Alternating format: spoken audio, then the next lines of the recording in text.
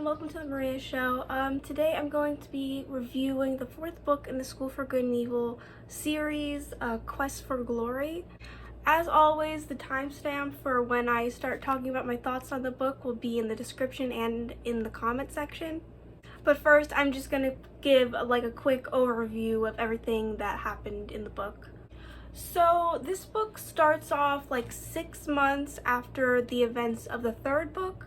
That book left off with Sophie becoming Dean of Evil and Agatha and Tedros heading off to Camelot because Tedros will be crowned king. So basically, Tedros' coronation doesn't really go very well.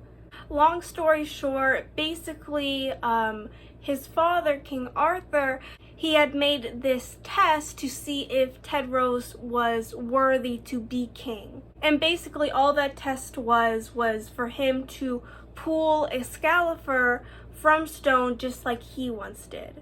Tedros thinks that this will be easy, but soon realizes that it's not at all. He essentially makes a fool out of himself in front of his entire kingdom because he can't pull the sword. And because of this, he's technically not officially king. So like I said, 6 months roll by, and Tedros has been completely ignoring Agatha. He has literally not even spoken to her for 6 months. So he is burdened with all of these, kingly duties all alone, and he just refuses to open up and come to Agatha and express to her what's going on. He feels very embarrassed about what happened. Agatha, soon to be queen of course, is planning her and Tedros' wedding, which is the tradition of a future queen. So then, over at the School for Evil, Sophie begins to realize that this incident with Tedros is actually a reoccurring phenomenon in the entire woods. People all over the woods are failing their quests. Every fourth good student for the School for Good and Evil, all of them have a quest to accomplish. And pretty much literally every single one of them is failing their quests. So after coming to this revelation, our characters soon realize that this whole situation clearly is some sort of magic spell, or someone is behind all of this. So they then all go on a journey to discover what is going on. So they then soon discover that the person who is causing everyone to fail their quest is this villain called the Snake. The Snake, who also claims to be the oldest brother of King Arthur and is the rightful heir of the throne. There is this legend story in Camelot about the lion and the snake. And it seems like that story is sort of like a prophecy kind of true and is playing out throughout this story. Tedros being the lion and his brother being the snake. So basically at this one point in the book, there's this big attack by the snake, and suddenly this person, this hero, knight in shining armor, comes through wearing a lion mask. Everyone thinks that it's Tedros. He defeats this villain, he saves everyone, it's great, but it ends up not being Tedros. It's this other guy named Raihan.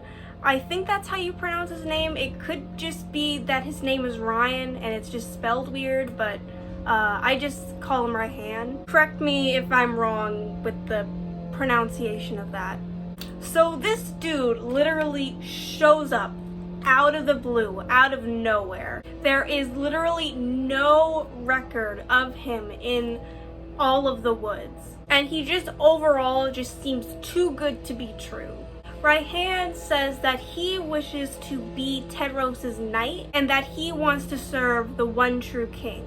Fast forward to the ending a little bit. Tedros and the snake have this big fight. It's this whole fist fight to the death. very violent. It goes on for like a few pages, and this part makes me really upset, but I kind of understand why the author chose to do it this way, and it wouldn't make sense either way. But so basically Tedros says that he wants to kill the snake. Like, he wants to be the one to kill the snake.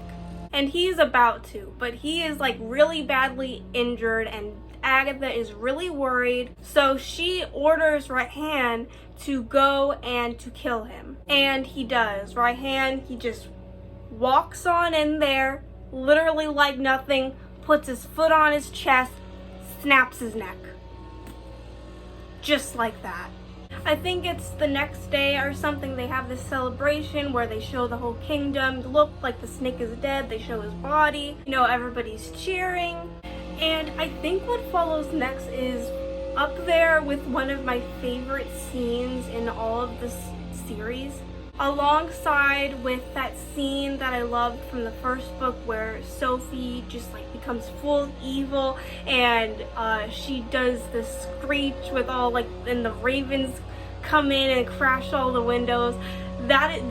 Scene is up there with it. My hand like goes up to Excalibur, pulls it up, raises it to the sky, and he is like, I am the oldest of King Arthur, raised in secret. And it's such a cool moment. And the book ends with Raihan rising to power, becoming king, having this crown put on his head, and throwing Tedros and everyone into the dungeons. So now to get into my thoughts on the book. So I like really enjoyed this book. I think the second book and this one are up there with my favorites in this entire series. I really give this like a 4 to 5 stars. So first off, right off the bat, Tedros' characterization in this story is so much better than any of the other books. There's so much more like depth to him and emotion, and just a lot of internal conflict, like a lot. I mean, this dude goes through a lot in this story. I mean, essentially since book 1, every single parental figure that he has ever had has either abandoned him, died, or just not what he needs, you know?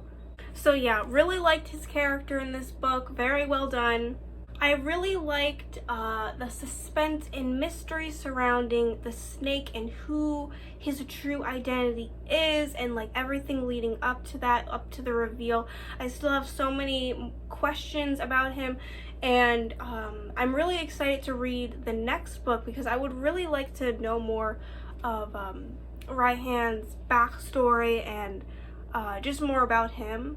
The chapters were like really long in this story, in this book.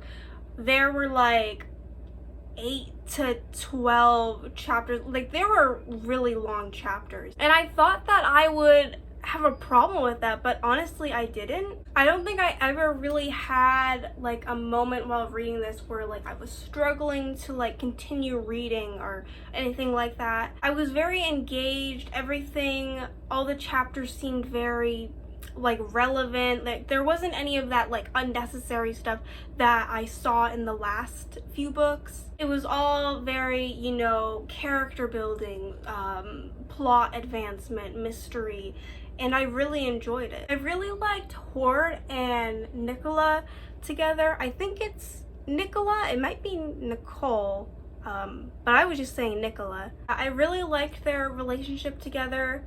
I hope that they stay together, because after this book, I really don't think Sophie and Hort should be together. Sophie just treats Hort so horribly and just rejects him all the time. So I don't really think I want them to be together anymore, at least at the moment. And this story, like, speaking on that, like, this story made me like really confused and wondering like what Sophie's endgame is. Like, who is she going to end up with, and or if she's going to end up with anyone at all. So I'm thinking at this point she's either going to end up with Hort or Raihan, or she's going to just end up alone and just be happy like that. But yeah, I'm really not sure.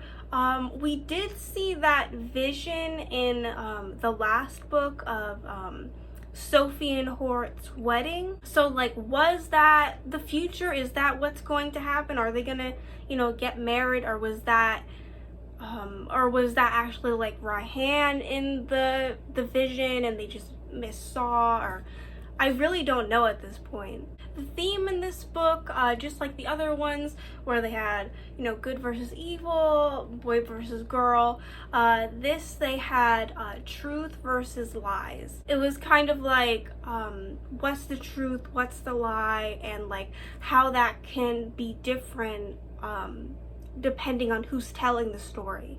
But yeah, I think that's all I have to say for my thoughts on the book. If you enjoyed this video, please like it so I know. You can check out my other reviews I did on this series. And bye guys.